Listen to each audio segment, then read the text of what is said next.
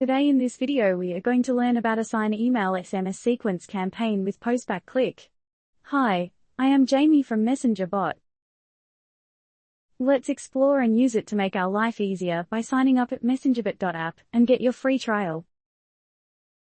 To assign email/SMS sequence campaign with Postback click, go to Messenger Bot then Postback Manager.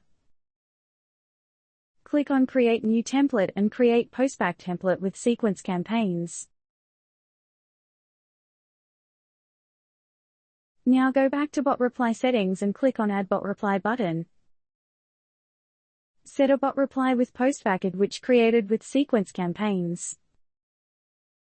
You can also add Postback template from here or click on Add Link in Bot Reply settings form.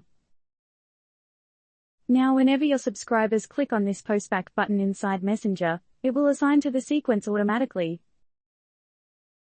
You can check this at Subscriber Manager, Bot Subscribers, Subscribers Action Section Modal.